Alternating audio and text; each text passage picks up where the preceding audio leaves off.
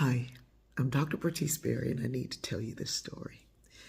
I've been up all week working during the day and then up all night watching the convention and had a wonderful time doing both.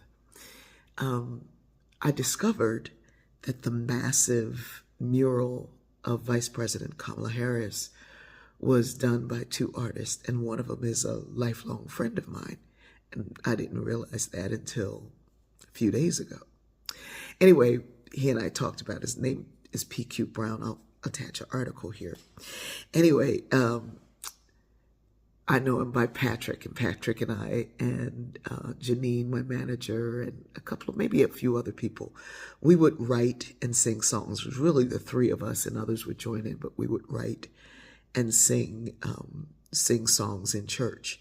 And so, every time we see each other, we start singing one of those songs that we wrote. I walk in patience, kindness. Anyway,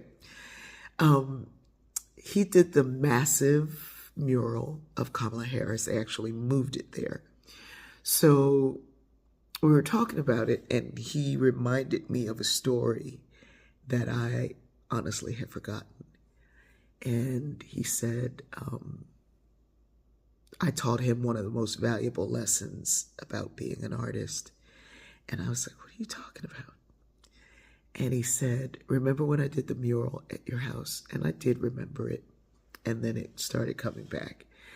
And he was just starting out, and I had asked if he could do a mural around my pool because he wanted to do large pieces. And so I was like, we'll do the mural around my pool.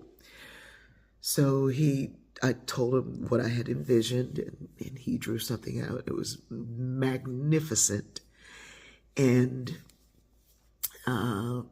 we set up the time and payment and arrangements and discussed all the details, and everything was great. And so he started working on it, and at first it was looking like what he had drawn. Then it was changing, and it was changing in really weird ways. And it was so different, I really didn't like it. And I quietly said, I don't like it. Could you please paint over it? But we discussed it along the way. I was asking, what happened? Why is this different? What happened? And so he kept going, and it was more and more different.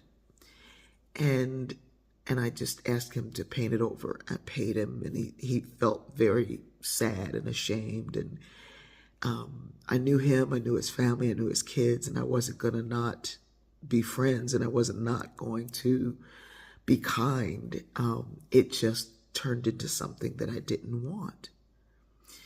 And he said, basically, someone we both knew who was influential in our lives really got in his ear.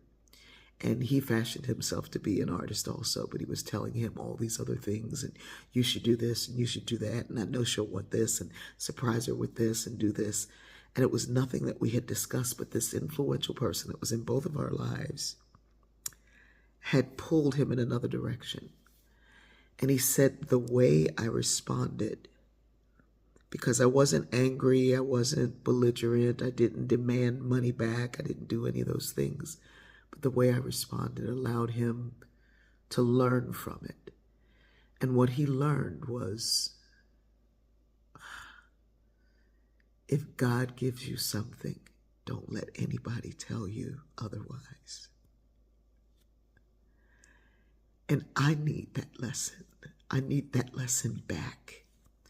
And when he told me that a few days ago, we talked about it again a few days ago. I'm in the middle of some really important work, and there's some work that I did years ago that is now coming up to become important work for others. And just that beautiful, beautiful guidance of allowing what came through you to be the truth. I love you.